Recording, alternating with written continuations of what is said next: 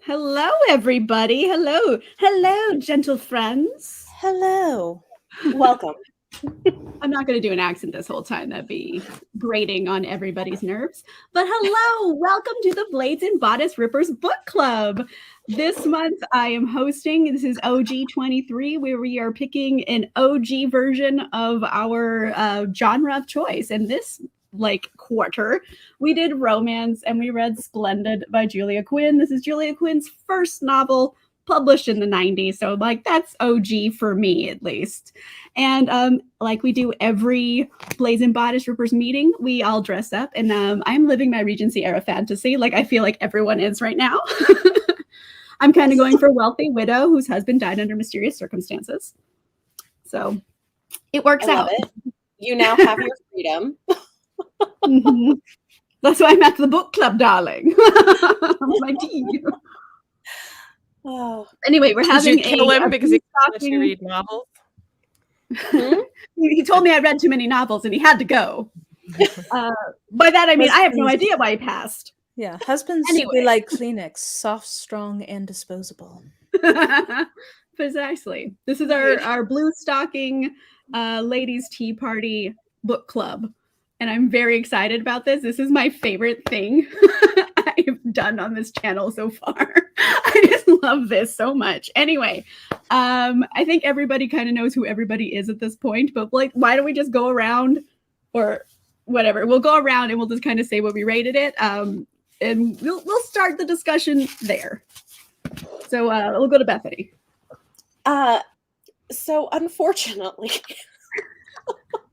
this was not what I was hoping for. It was a 1-star for me.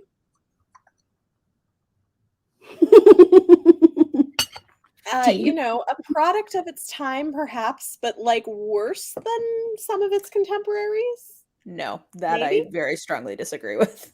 Okay, well, this is why I don't read a lot of romance from this time. I think very that. Mm-hmm. I also did not care for this, but I gave it a 1.5 because I gave it a 1/2 star because it's not as bad as some of the historicals I've read in this time. And my main quibbles are the actual writing. Where was the editor? So we'll get into that. I loved it. I gave it 5 stars. No, I didn't. I gave it 1 star.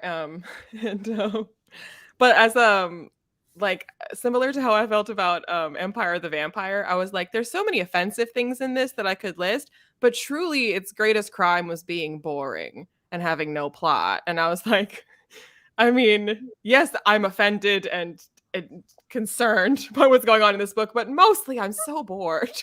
So it was really long. All right. Well, now that we're back around as the hostess of this book club, I ended up giving it 2.25 stars. So I liked it the most out of everybody, and I didn't really like it that much. So we're gonna have a salty tea party. I am here to talk shit about the ton. We all agree. By the way, this book has a 2-drink minimum. After 2 drinks, it's much more palatable. So that's why it got as many stars as it did for me, because I was 2 drinks in and I was like, you know what, this is fine. Whatever. And it has a lot of yikes factor here. It's why don't we make a raging misogynist the romantic lead? Oh my God. But basically, I think this is going to be a recurring theme for all of us, that just because he isn't the worst guy doesn't make him an okay guy. Yeah, yes. He's not the worst I've read from this era by a long shot. Yeah, just because he's not the worst doesn't make him good. Yeah. So, that's yikes. But anyway, I'm going to have to take off my glove and be scandalous, ladies, because otherwise I can't use my... The gloves are coming off. There you go. One. Oh, gasp. Also, I'm using a teacup sent to me by Lady Leanna. It's got kitty cats on it. I love it. But sans saucer, I'm afraid, because I'm a heathen. Yes, it does have a lovely little resting for your tea bag, which I appreciated. Oh, hello. I do appreciate this comment. It's true. We finally found a book we all agree on. Yes, I made this. We all do agree. I didn't hate it, but I didn't love it either. You know, it had its moments where I kind of enjoyed it. Oh, thank you, darling. What's wild to me though is like how there are people I follow who gave this 5 stars and loved the banter. Yeah. And I was like, banter where?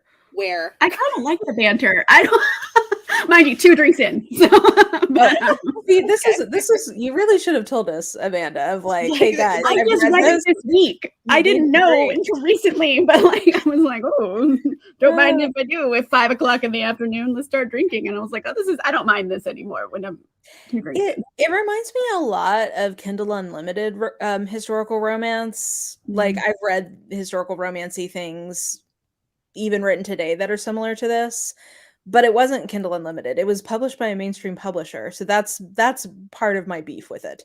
Yeah. Well, it was also 1995. But in 1995, you weren't supposed to have run-on sentences, right? that's not a crazy modern innovation. True. So, yeah. But yeah, I like the banter sometimes, like between like the cousins. Yeah, actually, that part I liked a lot better. Like when it was just the cousins. When it was not the romance, you mean? Yeah, like the non-romance part, it was fine. I like their family dynamics. I like her male cousin too. Like the whole cousin dynamic was great. I love that. I like her dynamic with her dad because it was very Emma. So I think that's the Jane Austen comparison. Even though the dad was only in it for like 8 pages. But I do think that with the cousins, that's part of why what she does so well with the Bridgerton series later is the family dynamics. I do think she's good at that. And I will say, reading this, it makes me appreciate how far she came in the Bridgerton series, because while it has its consent problems, it's nothing compared to... Well, the consent stuff we found out is just a part of the Julia Quinn DNA. But yeah, I like the family dynamics okay. I do think that she definitely got better. I've not read, I forget which Bridgerton I read back in the day, but like that was a lot better than this was. So it is a debut, so we should, at least keep that in mind. Like this is a debut. But it's novel. A debut for Regency, not a debut for writing, right? That's true. For Regency. Oh, it was really? Her first it was her first Regency. Oh, that makes it a lot worse to me. First book. Okay, I googled incorrectly. That does make this much worse to me, I will say, if this is not her actual first book. I thought this was her first book. I am confused. Yeah, I think it's her first Regency historical. Well, that does explain why they all do read like they were 1990s sitcom characters. If that's what she was writing. If she was writing like contemporary romances. Yeah, I don't know. I want to find out. What did Julia Quinn write first? And you guys know I am not caring about historical, like I don't care about that, but you have to like sell me on the set piece. Mm-hmm. Like I have to have, like, that's what I like about a Tessa Dare. Like, are they probably like historically accurate? Like, no, not really. Like, I don't think the speech and stuff is like accurate, but she's selling me on it. Like she creates enough of a vibe that like, I believe that I'm in that time period enough. And this didn't even like, I felt like, I don't know, even the you fact sound that like me. I know. Well, but that should tell you, like, if I care about that, that means the book has already lost me like long ago. For me, like Tessa Dare is the example of like, there's whenever I complain about like, oh, this wasn't historically accurate, which is like, this is a thing that I complain about. Like it is known. It is. And I'm willing to acknowledge that however incomprehensible it is to me, other people do not care about this. So like, fine. It's just a thing I personally care about. Your book isn't like objectively bad because you failed, but like you are to me. But anyway, but that being said, like there are certainly examples of books that like break my rules, like they do magic systems and they do the thing that I say I hate when books do it and I love the book, or like historical quotes books that like are wildly inaccurate, like a Tessa Dare book. And they're like, well, Leanna, why? How can you like that then? Haha, gotcha. And with the Tessa Dare book, I feel like because everything from the historical time period to the romance itself is very tongue-in-cheek and is like winking at you. It's like a Deadpool romance novel. Deadpool isn't taking himself seriously and neither is Tessa Dare. And so then like the hijinks when it's over the top and unbelievable, she's like, this is unbelievable, isn't it? It's not like, and so like because I feel like I'm in on the joke with it and like I know that she knows that this isn't accurate and isn't, you know what I mean? Like I like campy things. It's a vibe. Why did I pick like Tessa Dare's first book? What have I done? Although Tessa Dare's first yeah, book which I've actually heard her first book wasn't great. But like, I could have made you all read it. My guess is though it's better than a lot of historical romances I've read. I think this also gets into the like, I struggle with historical romance, period, because I'm constantly struggling with like, but you have like, you live in a society where you have no free will and autonomy. Like you can't go out and open up your own bank account. Like this is not romantic. Like this is intrinsically very difficult to make romantic to me. So I'm probably not the best judge of historical romances for that reason, because like it's hard for me to get swept away in the fantasy when I'm constantly remembering that even these incredibly privileged women are basically legally still just like chattel. This reminds me of a post I saw that was like comparing like historical authors. So like there's like 3 versus Jane Austen really said, I respect the I can fix him movement, but that's just not for me. He'll fix himself if he knows what's good for him. And that's why her works are still calling the shots today. Meanwhile, Emily Bronte just said, we can make each other worse. And then Mary Shelley said, I can make him. Yeah, I don't know. I did check, and it was her first novel. So okay. I feel a lot better about it. My dude Google lied to me. No. It is in fact her first novel. But I don't know. I think that's where I can enjoy historical. I think I prefer more modern historical romance because I do too. Because it is a fantasy. It's the vibe. It's not like, I don't want it to be historically accurate necessarily. I just want the gowns and the manners and the courtship. Like, I want like the fun vibe stuff. Yeah. That's also I want why a girl wear a badass ball gown and get a bang a duke. That's what I want. Or I want like a Beverly Jenkins where I'm like, it's like something different. Like it's a different setting, not just the Regency. I just sort of also object to the idea that like, well, but for it to be period accurate, certainly every man being a horrible misogynist is how it would be. And it's like, I mean, Jane Austen was writing a fantasy of her time period, but she wasn't writing every man to be an awful misogynist because everyone's like, this is so unbelievable. Don't you know? Men would never respect a woman. Like, like people read Jane Austen at her time period and were like, this is fine. Well, I think this gets into like some of the literary theory stuff, like and like the 90s are a transitional time for this, but prior to this period in romance, heroes were very high-handed and like everything was dubcon. Like there was no clear consent like at all, because it like, at least in the literary theory, they say like women of that era who were reading it had grown up with the idea that like good girls don't want sex, so the hero needs to take the sex. But weren't Jane Austen women also taught good girls don't want sex? Well, but like they're not actually fucking in Jane Austen. Well, I mean, I guess, but like there's still, I don't know, like they don't go all the way. But there's women back then, like there were scandalous women, and that's part of the thing. Is it's like we have this image of what everybody was like at the time, and it's not even accurate if you start to read the stories. Like, no. But I'm talking about social. These are they were able to. You're talking about like as in the 80s and stuff. Yeah, I'm talking about women in the 70s and 80s who were like transitioning, who like grew up in the sexual revolution. Like it's like a transition in overall sexual mores culturally, like from the 1950s to like roughly the 1980s and 90s. So like part of what's happening is that the reader is giving consent for the heroine, and in the reader's perspective, it's clear that even though the heroine doesn't fully like understand her own body or like know how to want something, from the reader's perspective, it's clear that she does. And so like that's where, but anyway, all that to say, because of that dynamic, all of these heroes are horrible. Like they're all assholes. They all are like mean.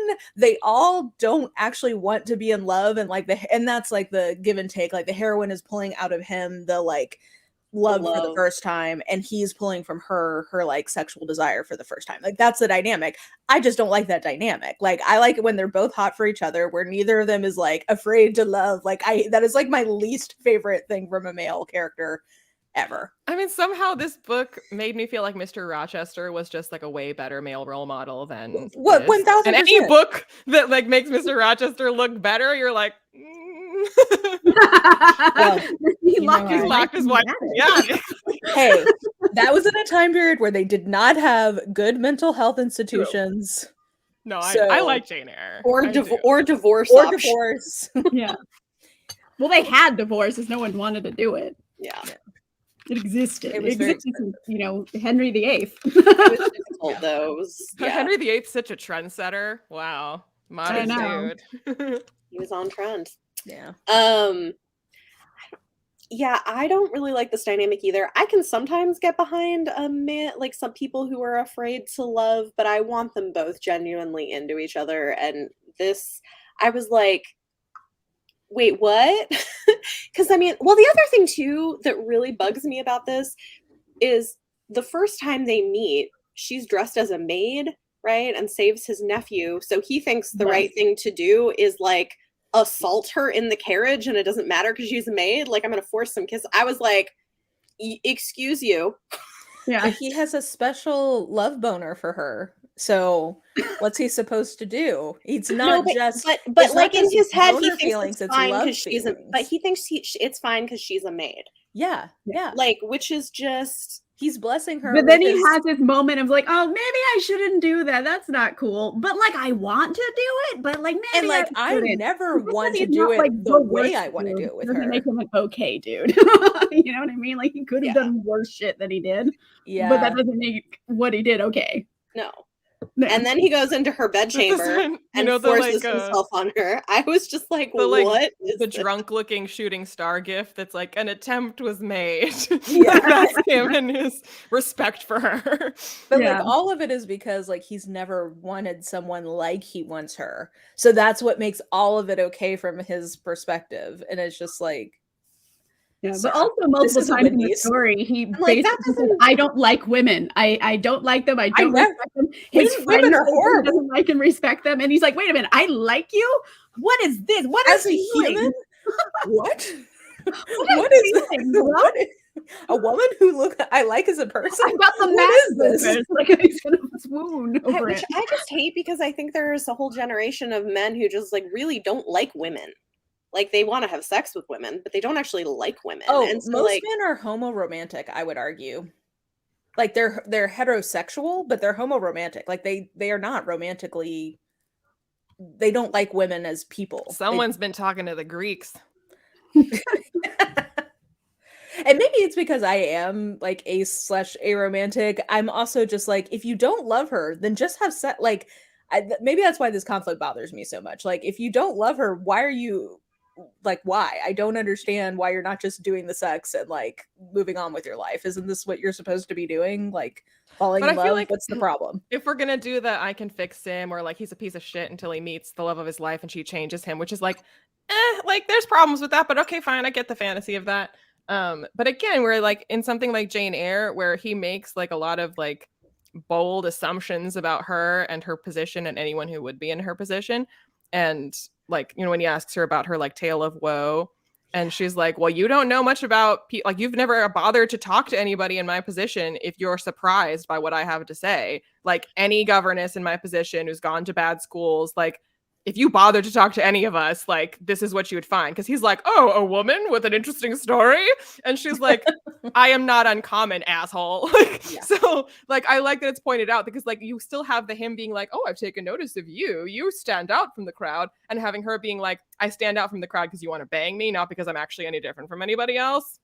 Just a reminder that I mean, it is a little uncharitable to compare this book to Jane Eyre. Like, I'm not sure that that's totally well, but I think, like, it's, I mean, I like to compare it to things like Jane Austen or the Brontes, because this idea that like, oh, it's only in the modern day that it occurs to us to write any kind of like feminism, or it's only in the modern day that it occurs to us to write any kind of like equality between the romantic partners. And it's like, certainly the way we go about that has changed. And today we would not write a character like Mr. Rochester and consider that like great.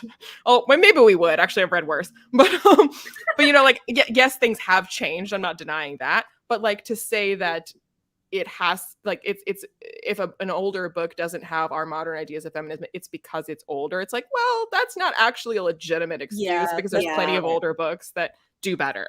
Yeah, that have like a genuine meeting of the minds between the characters or something, you know.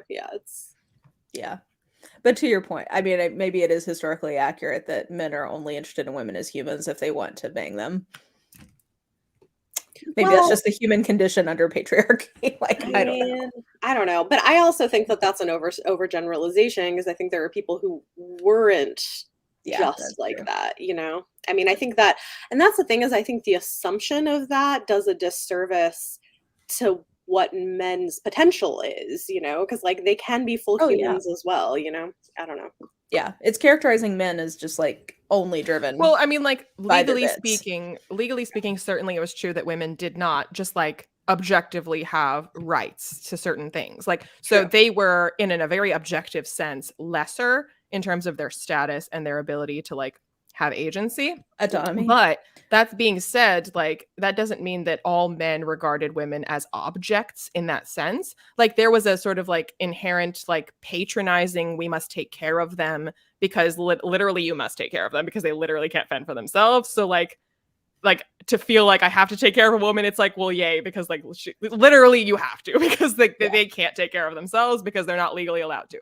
So like there was certainly like they cannot be independent in the same way that a man can be, but it wasn't that every man regarded every female as a chattel to be traded, as an object that he owns. There are men that did think that, and the law certainly helped them in that regard, but there are plenty of men who, well, we would consider that sexist in some sense also, to be like, oh, I have to take care of you because you're a weak female. They still like loved them and cared for them as people, but in like a sort of like a childish sense. Like a kid can't fend for themselves. I love my children. I must look after them. I love my wife. She can't look after herself. She's a woman, but like I love her, and like I love, you know, her as a human, just like I love my children as humans. So like that not that there wasn't sexism, but like it wasn't that because on the books the law said a woman was lesser that every man regarded a woman as an object. Like that is not the truth.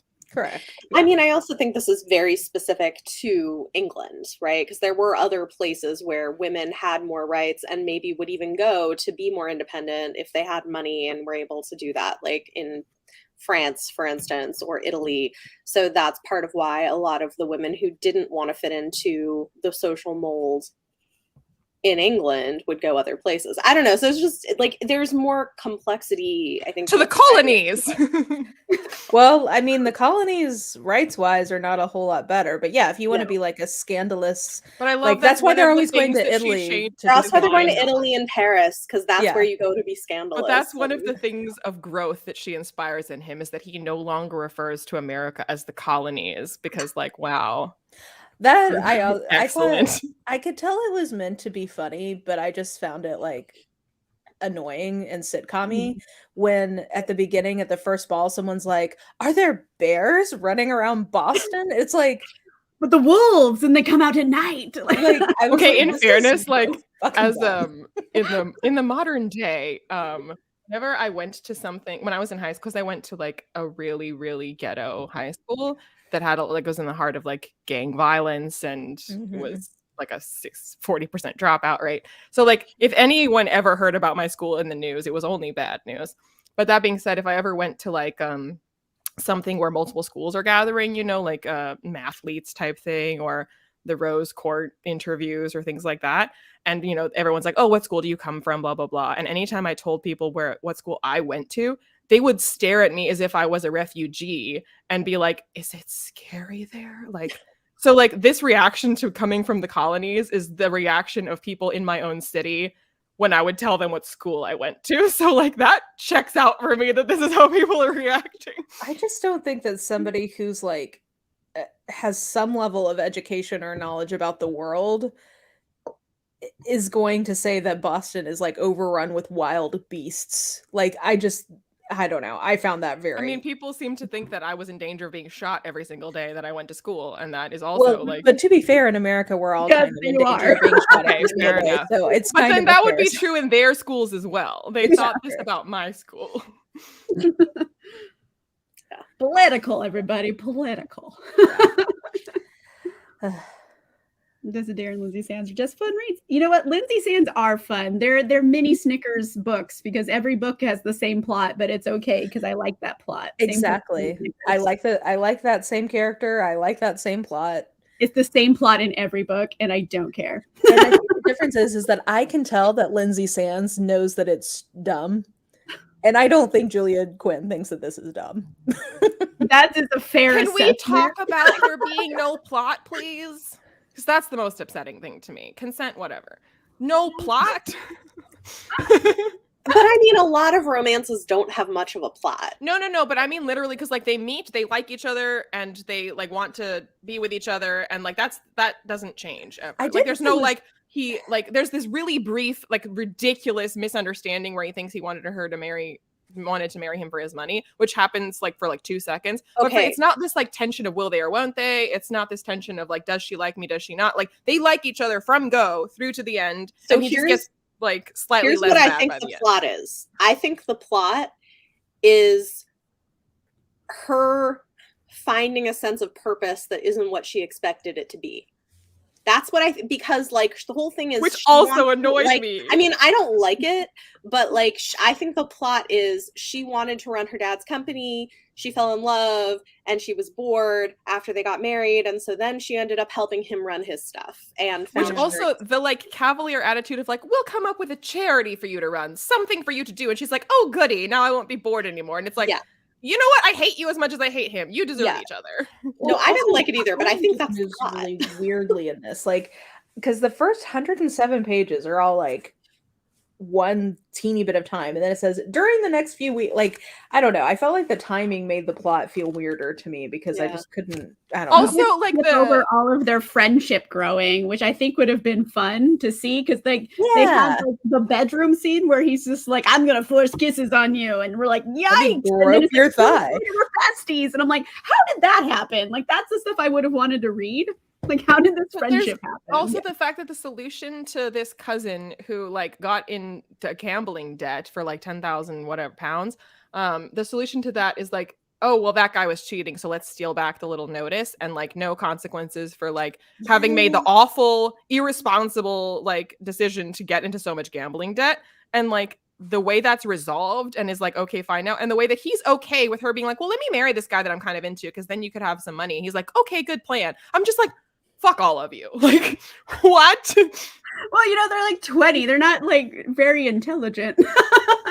Like I was making shitty decisions at 22. Yeah, so I gave him some leeway in that regard because I was like, but I mean, the book doesn't then also that would have been a great idea. The book doesn't put in a mechanism for them to realize that was a stupid thing to do. You know, like it's never like, oh, like I can't believe I agreed to that, or I can't believe that like no one, you know what I mean? Like that he could be like, because I mean, yeah, people behave stupidly, but like if the book wants me to, it didn't seem to me the book wanted me to think that that was like reprehensibly stupid, that he would be like, I got into so much debt, go marry this guy to get me out of debt. No, let's steal this thing. We like problems. Like what? No, well, like where's your like comeuppance for being an ass? Alex and his friends showing up and going, "The fuck are you doing?"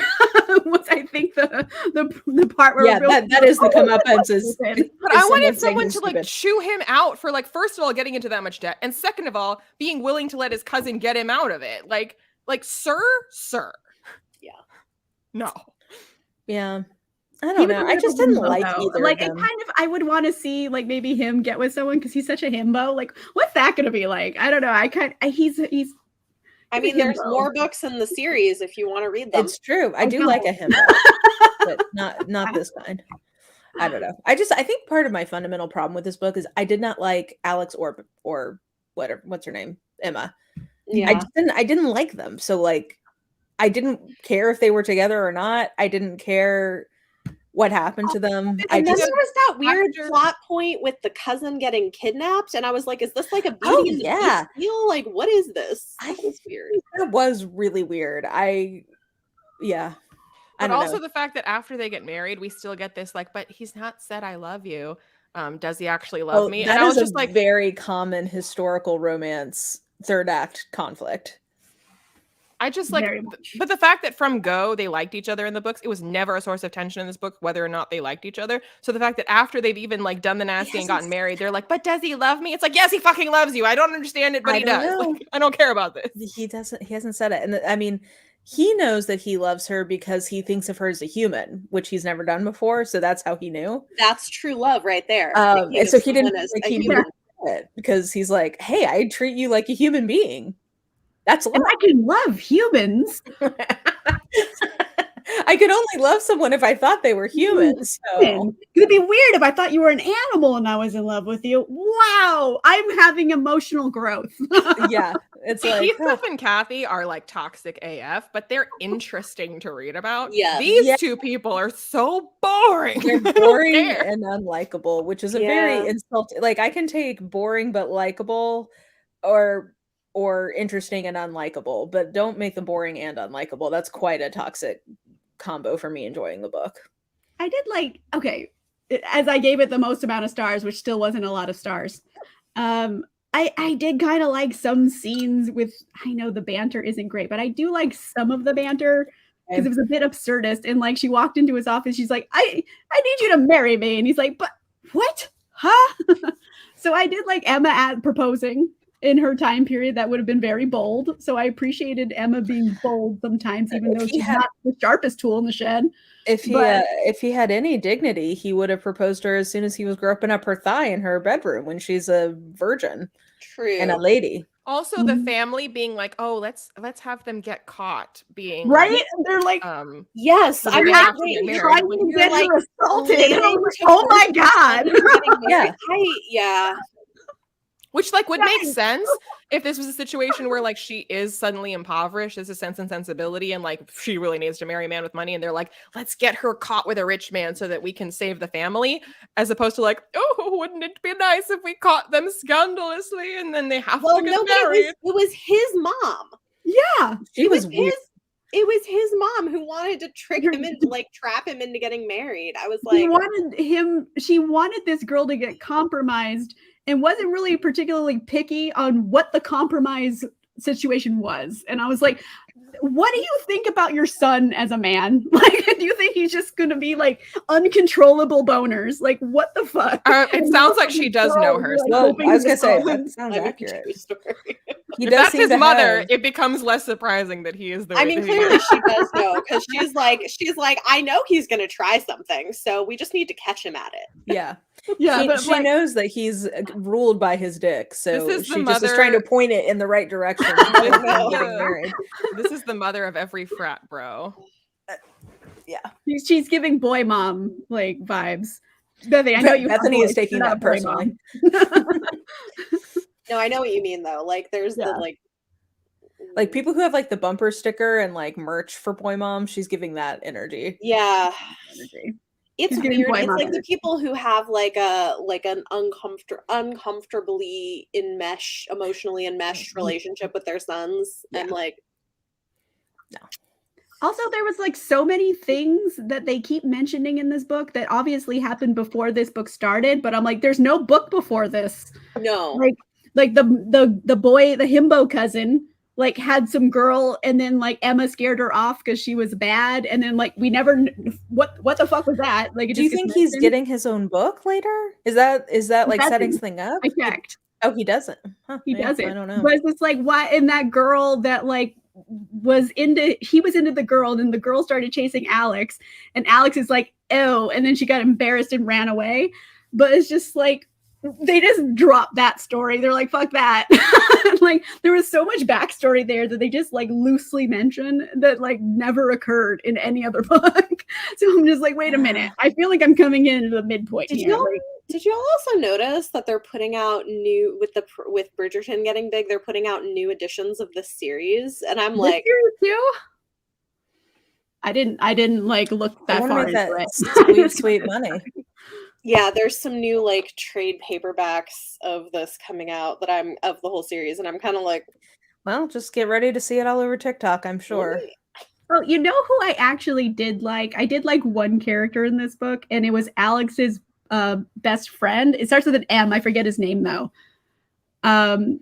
Oh yeah, that guy. He was like down to help whenever. He was very like convenient as a plot device, but like I also like that he was like friends with the girl cousin. I can't remember anybody's names. Belle? But like he seemed like the best. Oh, it was one of those covers too. No, that's just the UK edition. Oh, that's it's just the UK. Well, maybe it's getting a bigger size in America because everything's bigger here. That's fair. I have that's the new one. I guess you must have gotten it. That's from the UK. This is just the UK version. That's from the UK? Yeah. Interesting. Maybe okay, well, they're coming out with the same thing in the US. Or it's out. Like, it's available in the US now from Amazon. So yes. Well, I mean, Amazon also sells UK editions now because they. No, I know, but I think this is. I don't think it's a UK edition. I do like this as an old school romance cover. I will say I like the pretty purple pansies and the little. Did y'all carriage. see the original cover of this? No. Okay, let me see. It's like pastel watercolors. Very nice. Very like Bodice Ripper with very Danielle Steele. Yeah, let me find. I'll find it. Yeah. No, I mean the best friends seem like the kind of guy who like you call like your friend who you call and say I need your help and they don't ask questions. That's a real friend. Yeah, Dunford. Okay. Yeah, I know he had an M in his name too. Like his first name starts with an M or something. But his best friend Dunford, I actually kind of liked him. And he's book 3. He gets his like romantic story in book 3. But I also like that he was like down to like help Belle, right? Belle. Yeah, that's the cousin. Yeah, he was always like, I danced with her at so many parties to keep Woodside away from her. Like he's like a good friend and I liked him. So he's like the one character I liked. And I know he's book 3. I don't know. I just think Julia Quinn is not an author for me. Cause even when I read like before the Bridgerton thing, like this was back when I was first starting reading romance. This was probably like 2013, 2014. I tried one of her books and it just didn't click with me. I don't know. What do you guys think is like, oh, that is amazing. Look at that. The sweet mullet. Yeah. And her red hair and it's very he's very fixated on having a baby with a little girl with carroty red hair by the end of this book. What do you think it is about remember that cute part where he said that he was going to lock her up? I love that part. Listen, I keep reading the Bridgerton books even though I have issues with the consent. I was going to say I would not put that down as one that I would recommend to you. I love the family dynamics. Like I love the way she writes family relationships and stuff. And so, and I actually liked the first book pretty well. It has some problems, but I liked the romance and some of the romances I like, but they all have a little bit of at least consent issues. And the last 2 I've read, I didn't like very much, but, which one? Yeah, no, I love the way that she does like the ton and the family relationships among the Bridgertons and the sibling relationships. And I don't know. Which ones have you read? Because I read the whole thing. I think I've read like 5 or 6 of them. I read one in the middle. And I like Romancing Mr. Bridgerton. There's a couple in the middle that are particularly bad. I think I read like maybe I like Romancing Mr. Bridgerton. That's Colin and Penelope. That was my favorite. Okay, yeah. Let me look it up because I really didn't like Eloise's book. Yeah, that one is not the best. Towards the end, it's in his kiss is the hyacinth, but that's kind of like a jewel heist, like treasure finding book. So it has like a side plot of like looking for treasure. Yeah, I haven't read that one yet. I've read, how many have I read? 4 or 5. Okay, I've read 6 of them. I did not like books 5 or 6. I want to say the one I read was To Sir Philip with Love. That sounds right. That's Eloise. One of my least favorites. It's not the best. It's not. I wouldn't. Yeah, To Sir Philip with Love is Eloise's book, and it's got so many problems. Yeah. And then book 6 is that sister that no one ever sees, but and then she has like fertility issues. And, it was not. It was very poorly handled. Yeah, books 5 and 6 I did not like at all. But I've read another one. Isn't that the version of the epilogue? Romancing Mr. Bridgerton's really fun, and then I think is it An Offer from a Gentleman is fun because it's. Like I hate it. I hate it. It's a Cinderella retelling, and I hate it so much. He is the dumbest person I have ever read in a book. How? Okay, the other one I read from her was How to Marry a Marquis or Marquis. From the Agents of the Crown series. Actually, I gave that 4 stars, but I remember not liking it that much. I must have been in a generous mood. You should try Romancing Mr. Bridgerton. I think that's probably the best one I've read so far. Okay. It is. It's my favorite too. Like, if you want to try something else from her and figure out like whether because Sir Philip with Love is not good. Yeah. Yeah, I think I don't know. It's just interesting to me that like this is the series that has reminded people that historical romances are fun. I mean, the show might be more fun than the books. Like, if we're being honest. I love the show. Yeah. The show, I only watched a little bit of the first season, and the sex scenes really made me laugh because it's so clear that they're trying to like show, like keep the camera angle. So it's like he'll be like thrusting, but like in missionary, but like with his chest out to the camera. And that made me LOL. They're like trying to hide the genitals, and there's probably a bouncy ball in between them. So they're not actually like hitting genitals. And you're like, how are we going to hide this? No, the show is really good. I mean, I'm enjoying it a lot. I do enjoy the fact that the entire, like the conflict of the first season, I mean, I guess I give them props for putting this on our screens, is like, I want you to come inside me and you don't want to. Like that. The show handled what a conflict to have. The book is a big yikes. Yeah.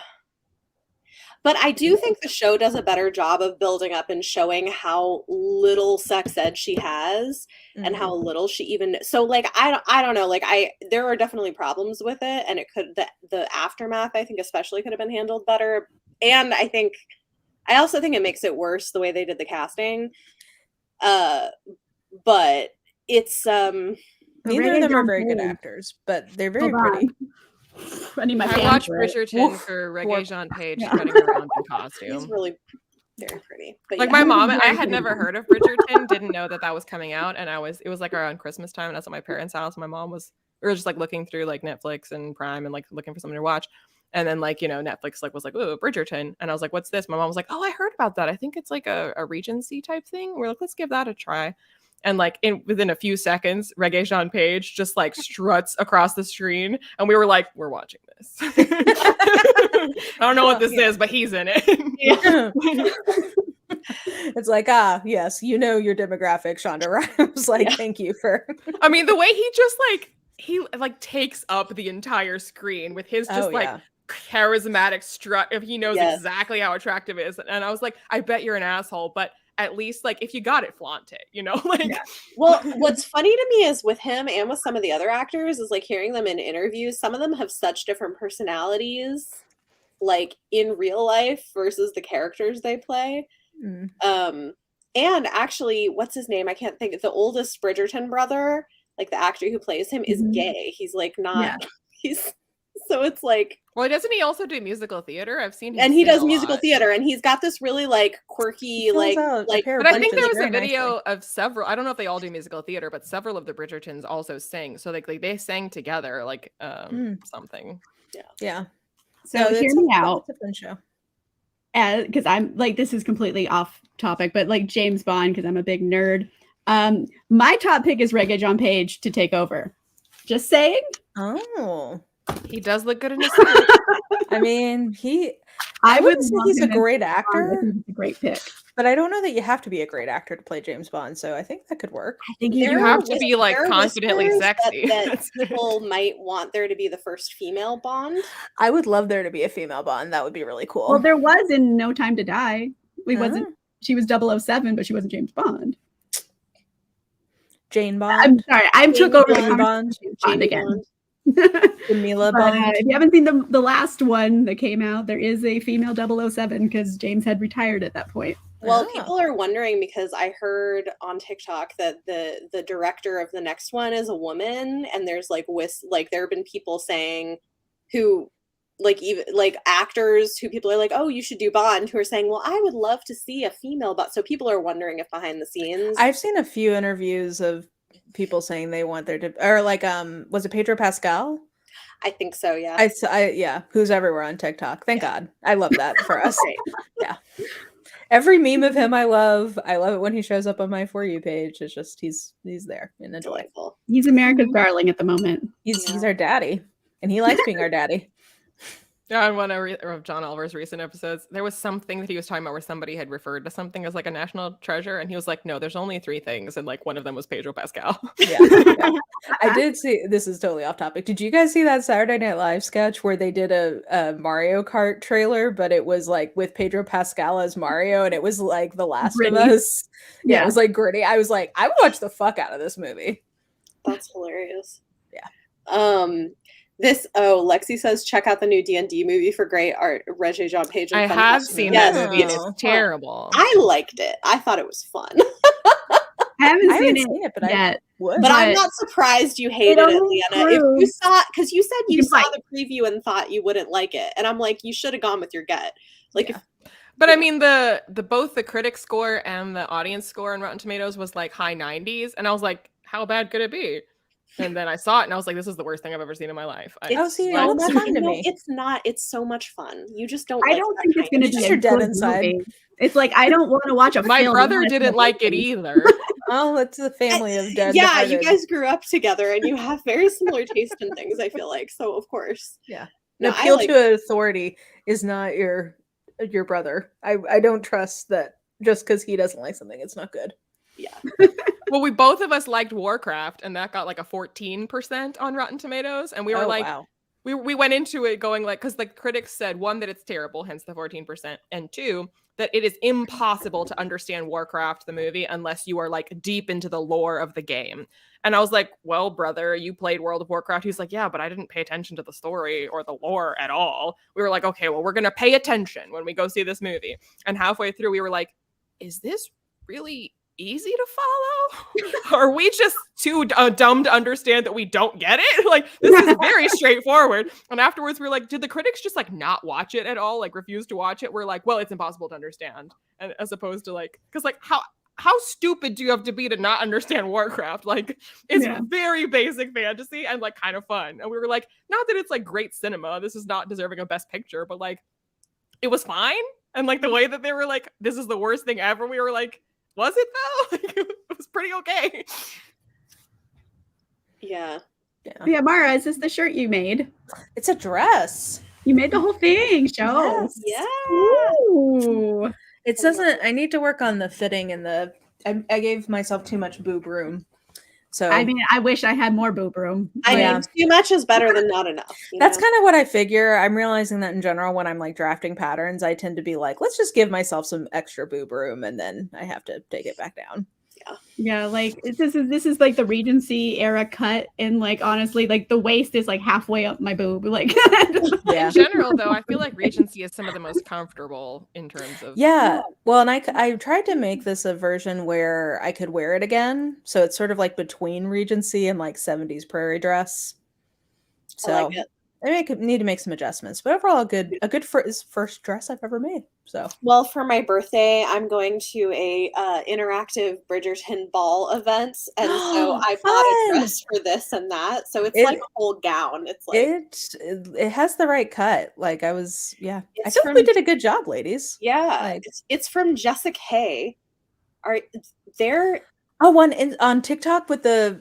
I love their. Okay, well now maybe I'm gonna have to get it because now that I see that it looks nice. Yeah, no, it's really nice. It's like, I mean, it's like a whole. It's like yeah, it's so pretty. It's really pretty, and they do a good job of like putting the measurements on the website. Like if you check your measurements and tell you like how it fit, how the different dresses fit and stuff. Yeah. So it's an inclusive. Size range. Inclusive. I think it goes up to like a 6X. I think so. I think it's XS to 6X. Yeah, which is amazing. I mean, it's not cheap. No. But I was like, well, I can do it for You're going to get multiple uses. Yeah. And so. I also, while we're on inclusive brands, I love Universal Standard. If you're looking for basics, they go from 4XS to 4X. Like, so they have every size 0 to 40, so they have everybody covered. Oh, we like inclusivity in brand sizes, so yeah. Yeah, It's fun. I got mine on Amazon for like $30. I know, I got mine from Amazon for $20. Yeah. Straight sizes, you have such an easy life. It into my pants. I like how it was giving you a bulge there. I know. I've just tucked it into my pants. Don't come to Tennessee. They'll kick you right out.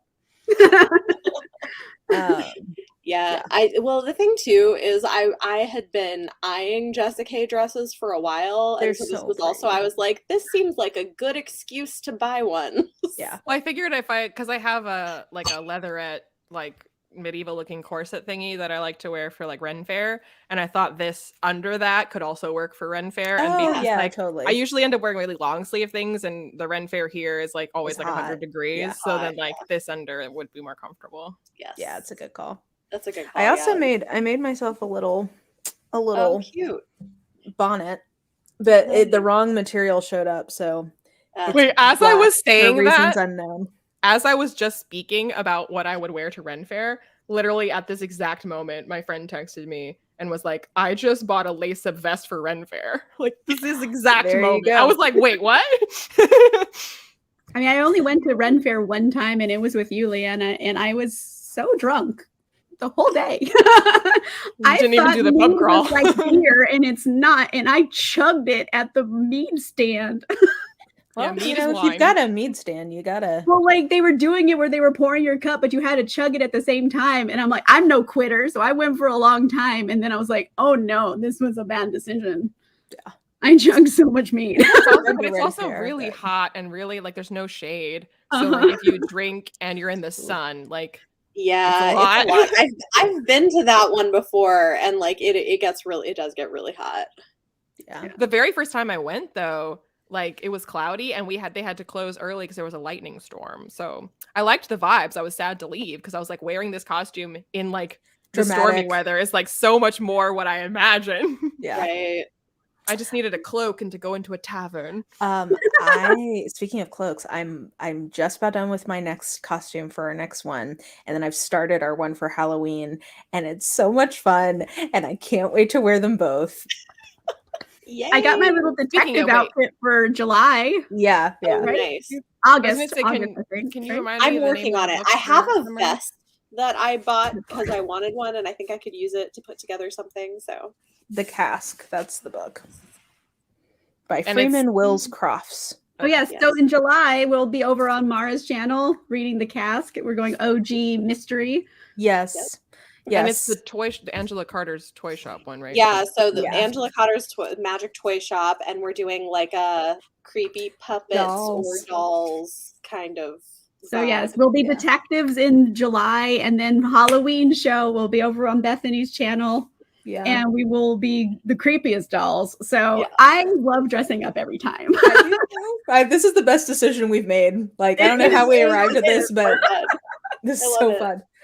This book, by the way, was published in 1921. So I'm going more of a Sherlock route, just of like classic mystery, but you could also do like that 20 edition, noir. Is the edition you're holding there, is that just like an old vintage edition, or is that this one? No, this is it's like a facsimile. Yeah. So it was what the old cover looked like, and there's a line that they've got a few. Like I know they've got Murder of Roger Ackroyd and the Big Four. Is it like on Amazon, or you had to get it somewhere special? No, this was on Amazon. This was just what was on Amazon. Okay, that's really looks really cool. Yeah. So it's a 20. So you could go like a noir detective kind of vibe if you want to. I'm going Sherlock. So whatever kind of OG mystery vibe you want to go for, you can do it. But I'm just excited. When you said cloak, I made this very fabulous tweed coat, cloak. So nice. I'm very excited. I am a big fan of Dick Tracy. Whose husband died under mysterious circumstances. We're going mystery. Like that could just be my character for all of them. You're just like always a widow. One of us has to come as the Black Dahlia. Oh, that's bleak. Well, you two are in LA, so you go for whichever one of you wants to be.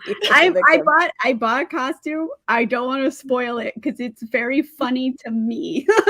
I know. I don't want to spoil my costume for October, but when I tell you that it's all I can talk about to people, I am so excited about making it, and it's like, yeah, I'm very excited. That's exciting.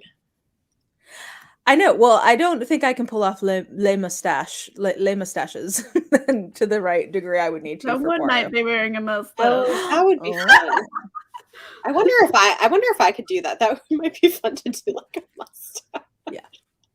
We'll see. It was like wink, wink. Yeah.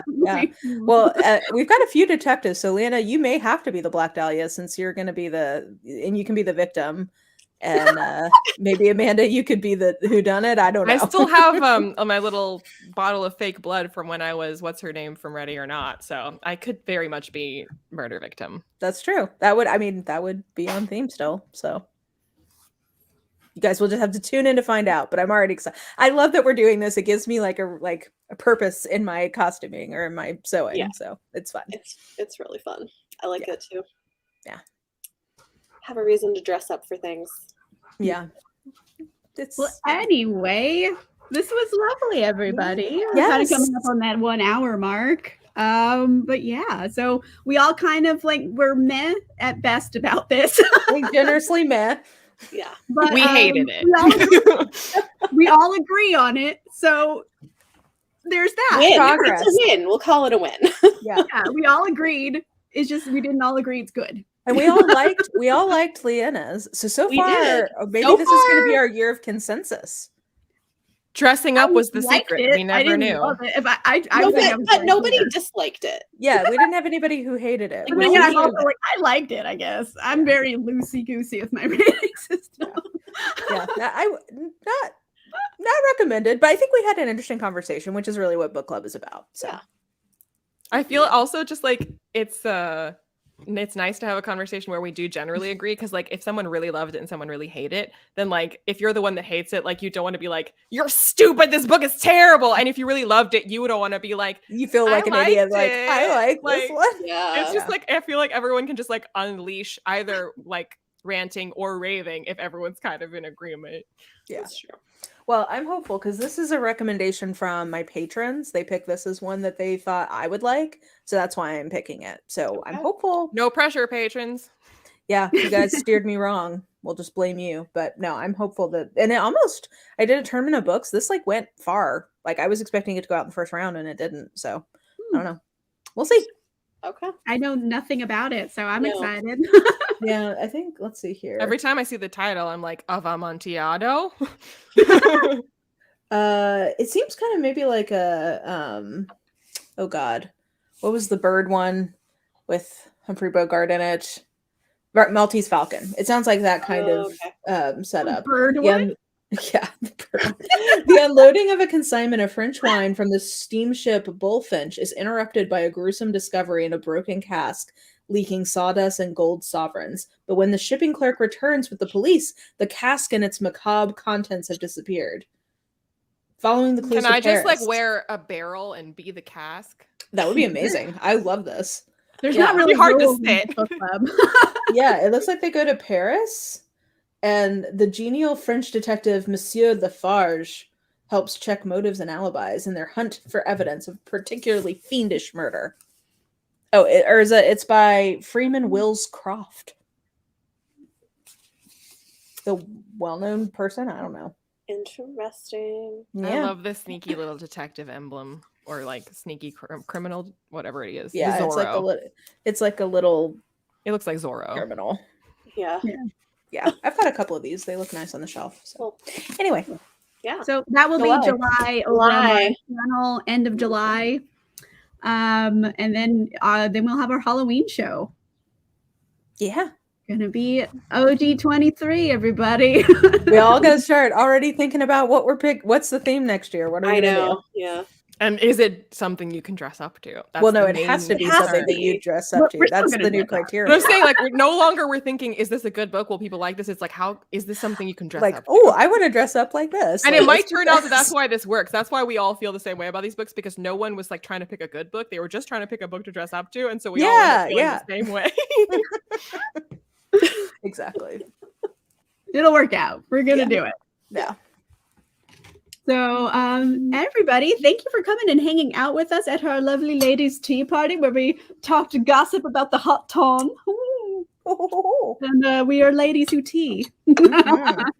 And again, July will be over on Mara's channel, and we'll be living our detective fantasy. So anyway, everybody, thank you for coming and hanging out. And let's all hope we agree again on the next book, and that we all agree that it's good.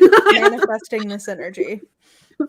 Fingers crossed, everybody. All right. Thank you guys for coming, and we will be back in July. Goodbye. Bye.